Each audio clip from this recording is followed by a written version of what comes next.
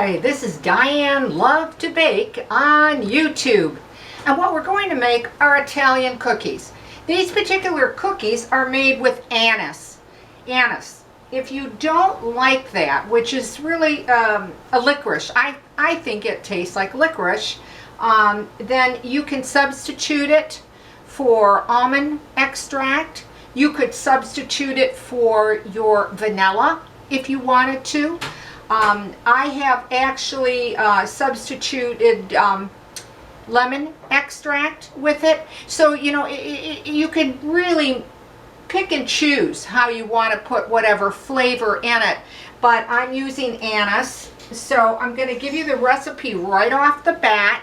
So if you're interested in making this, you can jot it down, because I no longer give the recipe below the video, which I'll explain later on in just a little bit. Now, I went ahead and started to cream my butter. Now, what's nice about this recipe too, if you don't have butter, don't like butter, and you prefer margarine, I have made it with both. And I think they come out delicious, and I've had compliments whether I use butter or margarine. Use 1 pound of either margarine or butter. And I broke it up into small pieces. I started to cream it in my stand-up mixer.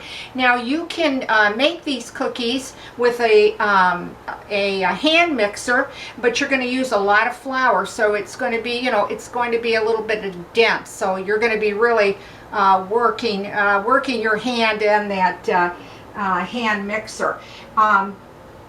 So I went ahead, as I mentioned, and I creamed that pound of margarine or butter. You pick.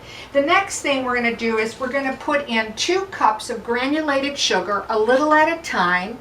I want to warn you about the sound of the mixer, because many people write that it's too loud, and I'm sorry if it is, but I'll warn you ahead of time when I am. And I try to shorten it due to the video. I beat things, you know, much longer than for the video because of the sound, okay? But I will tell you how long to mix and beat, even if I don't do it all for the video. So let's put the 2 cups in. Warn you about the sound.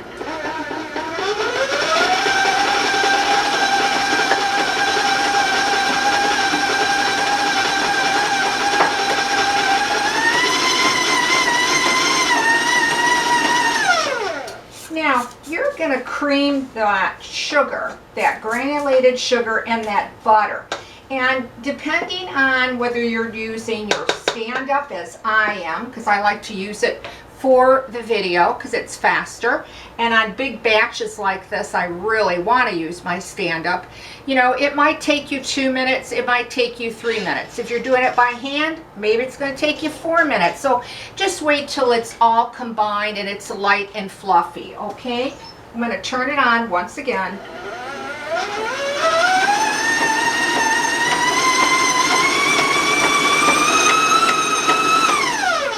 Okay, the next thing that you're going to do is you're going to put in your extract. 1 tablespoon. I'm putting 1 tablespoon of anise in it. And again, I did suggest those other extracts that you can try as well if you don't like that. And I'm just gonna stir that, mix it in other words, and just get to the sides of my mixing bowl a little bit, because it tends to stick on the bottom everything. So I want to do that. Okay, and I'm just going to turn it on for another second or 2.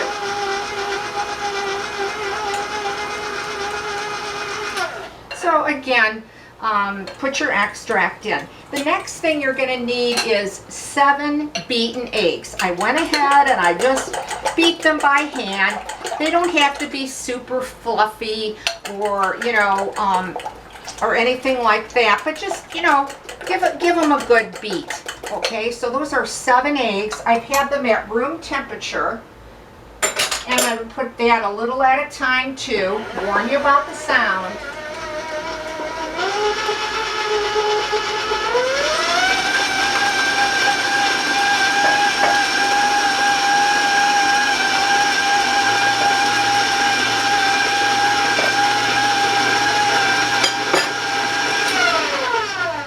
Now this too, you're going to beat it whatever it takes for it to combine well and you feel that it looks like it's smooth. And you know, again, that could take you, you know, 2 or 3 minutes, maybe even a little more. I'm gonna just put mine on while I'm talking to you. The next thing that you're going to be needing is 7 cups of all-purpose flour. 7 cups. And again, I'm going to turn this up just a little bit.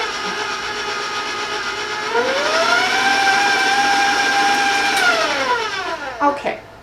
What I'm going to do is I'm going to add just a little flour at a time, and then I'm going to talk about putting in the baking powder and salt. So I'm just going to put a little flour in on low to mix it so the flour doesn't go all over the kitchen. Okay.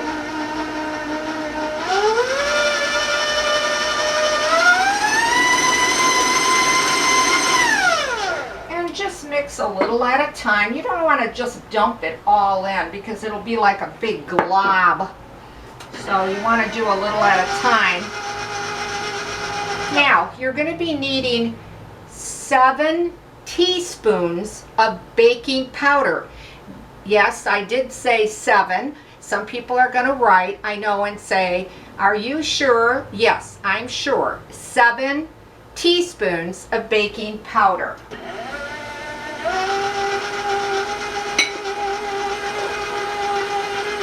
And then we're going to put a little bit more flour in and stir that in. And the last thing we're going to put in is a ½ teaspoon of salt. ½ teaspoon. Okay, when it starts to make actually you can see the cookie dough, okay, just keep adding more of your flour.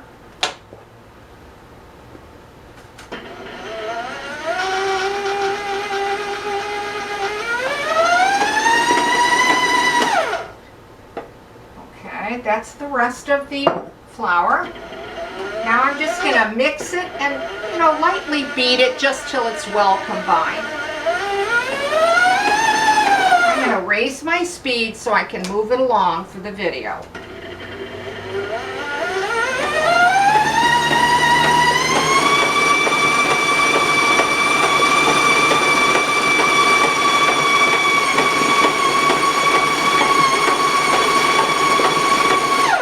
Now you can see even in my stand-up, you know, it seems like the motor is struggling a little bit. So it is a big batch of cookie dough. It really is. That's why I would suggest to use a stand-up mixer.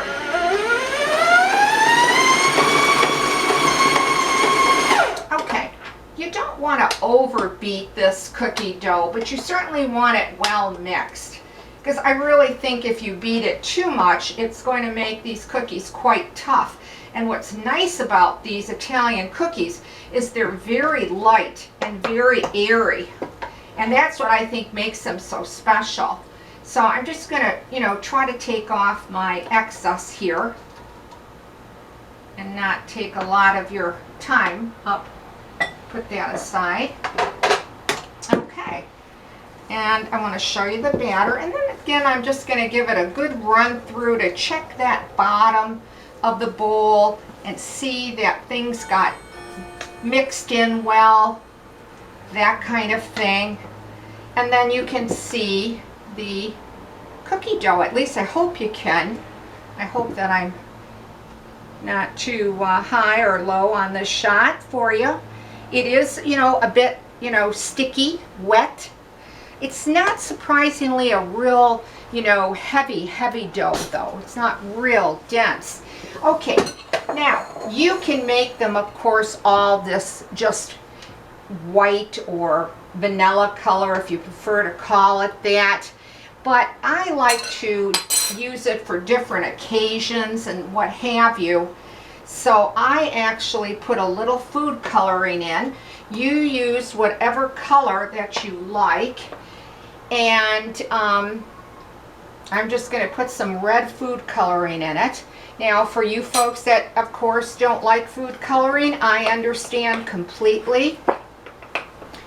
But I like to make them, depending at Christmas, I'll use green, red, and then, you know, leave some of the cookie dough, the color it is right now, for Christmas. And for 4th of July, which that's what I'm making these for, I'm going to have red, white, and blue. But remember, you don't have to put food coloring in it. These cookies, it's just something that I like to do to make the different colors. And then just put the amount that you want to the desired color, how rich the color or saturated of the color, that kind of thing. Okay? And then what I like to do, let me just push that aside for the moment. I take actually a pastry bag with a large tip. Now, if you don't have pastry bags or tips or whatever, you can just, you know, use your cookie scoop for this, a small cookie scoop, or you can put them down by your tablespoon.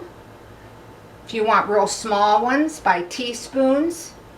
And then I just fill my pastry bag with a large tip.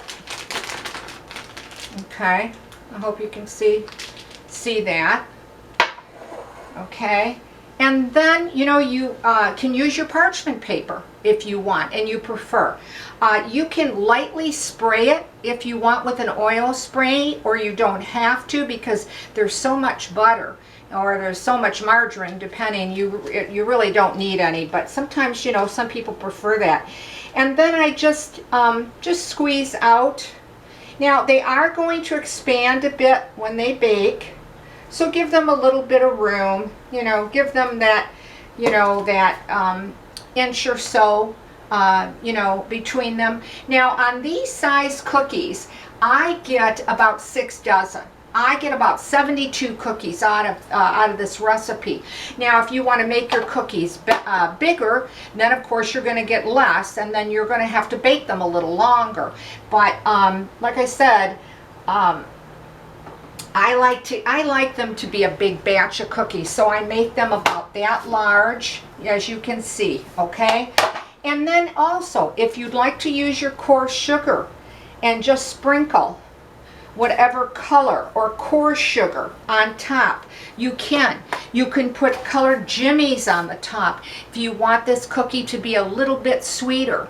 It's really up to you, especially if you're using the different extracts. If you're using an almond or lemon or a vanilla, you might want to have a little bit more of a sugar taste to it, because I always call this like an adult cookie, because it's not real sweet.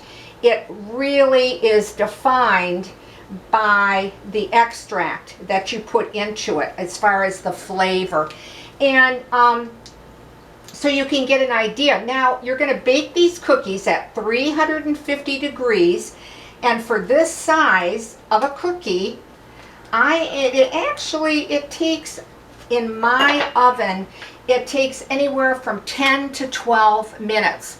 And don't forget to rotate your trays, okay, or your cookie sheets. And then just wait a few seconds once they come out of the oven to put them on a cooling tray before you move them. Now, I'm going to just wash my hands real quick because I was working with raw dough and raw cookie dough. And I'd like to show you what these cookies look like once they're baked up.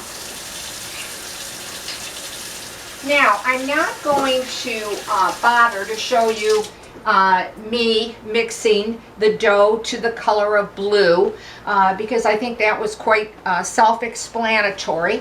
That's going to be up to you whether you do use food coloring or whether you use coarse sugar or colored sugar. That's going to be up to you. So I'm not going to bother to show you, but I generally use 2 bags with a large tip. And what I do is, and I want to explain real quick, is this is how the cookies come out. Of course, you can see my blue ones and then my red ones. And the ones that have the more of a striped red or the striped blue, what I like to do to give that is that when my red bag, when this is empty, then I put the rest of my white dough in it, and it will come out striped like that. Or if you want, you can just put very, very little food coloring in and just mix it a few times, and then you'll get that, that striped color where you'll have just a little bit of color in it, So it's really going to be up to you how you want to handle that, okay? I have just one on the side here. I want to show you, they do bake up to a nice golden brown on the bottom. You don't want to over bake these because you don't want them to become real dry. But when you do break them open, they're like a semi-moist cookie. I wouldn't say that they're chewy. They're more of a cookie where they melt in your mouth, if you know what I mean. They are very light. They're not real dense. Let's break one of these open. Okay, I don't know if you can see it or not, but when I'm pressing on the crumb, you can see it pushes back a little bit. It's not raw, but it's very, very light. The crumb on these cookies are extremely light. I'm gonna grab a fork here just to kind of show you. So they're not dense, and they're so light. They hardly weigh anything. They just melt in your mouth. And then if you like anise, that flavor, or lemon or almond or whatever that you choose, I think you're really going to like these cookies. Now, just as a reminder again, bake them at 350 anywhere from 10 to 12 minutes because our oven's set up so differently. I hope you give this recipe a try because I think it's an easy cookie and it's a great tasting cookie. Now again, I'm sorry that I don't put the ingredients and the recipe below the video due to so many people taking my work, posting it, pinning it, claiming it's theirs. It's not worth it anymore, and I'm not alone on that for sure. But I am going to ask you to solely watch me on YouTube, and especially if you write to me or leave a comment or have a question. If you're not watching me on YouTube and you don't put your comment and your question on YouTube, I'm not getting them.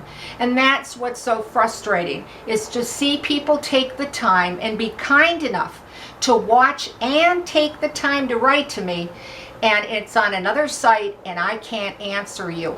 I find it very, very frustrating. So that's why I don't do that anymore, okay?